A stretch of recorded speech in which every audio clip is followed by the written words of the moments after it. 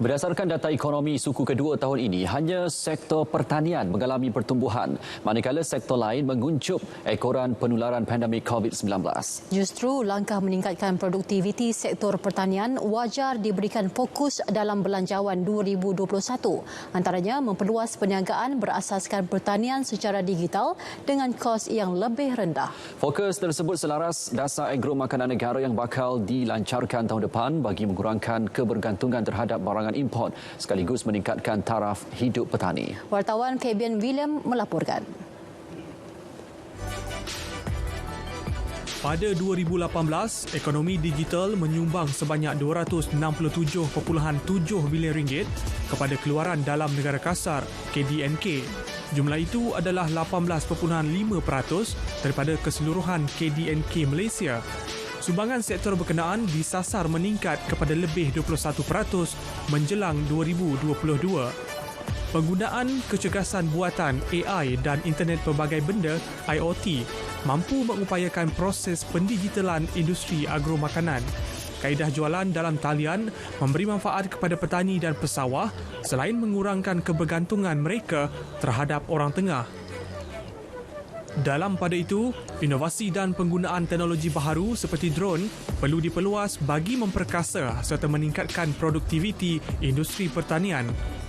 Kami menaruh harapan yang amat tinggi sebab kita memang kita tak tolak teknologi, kita perlukan teknologi yang ini dan ini manfaat dia pada saya satu manfaat yang besar dan baik kepada petani sebab kita tidak lagi akan orang kata bersama-sama dengan racun tu.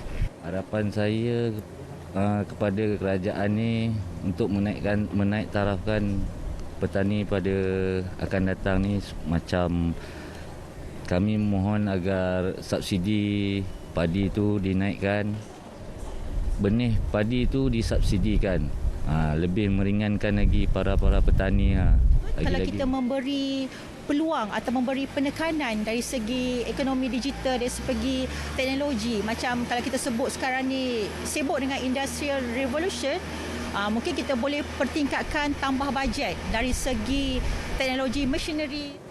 Jelas pensyarah kanan Putra Business School, Profesor Madya Dr. Ahmad Razman Abdul Latif, ekonomi digital juga mampu menjamin keselamatan makanan. Apabila kita lihat Belanjawan 21, inilah yang perlu dilakukan di dalam beberapa inisiatif di bawah Belanjawan untuk memodernkan sektor agro makanan melalui ekonomi digital, dan ini boleh menjamin sekuriti makanan serta meningkatkan sumbangan kepada pendapatan golongan sasar dan ekonomi negara. Dan pendekatan baru yang berteraskan teknologi moden dan pembangunan manfaat ini selaras dengan Industrial Revolution 4.0 dan juga United Nations Sustainable Development Goals. Bagi tujuan ini adalah sangat penting untuk kerajaan memberi insentif atau menggalakkan bagi membolehkan warga tani mengaplikasi teknologi moden dan juga mekanisasi yang kelak akan membolehkan mereka meningkatkan produktiviti hasil pertanian masing-masing. Peniaga yang terkesan akibat penularan COVID-19 juga digalak memasarkan barangan secara dalam talian menerusi agrobazar online. Ia sejajar populariti dan kebergantungan masyarakat terhadap platform itu sejak Perintah Kawalan Pergerakan PKP dikuatkuasakan Mac lalu. Sektor agro makanan dijangka mendapat manfaat daripada ekonomi digital dengan teknologi terkini, sebagai contoh penggunaan drone dalam kalangan petani untuk menyemai benih dan menyembur baja bagi mengurangkan kos. Fabian William, Berita RTM.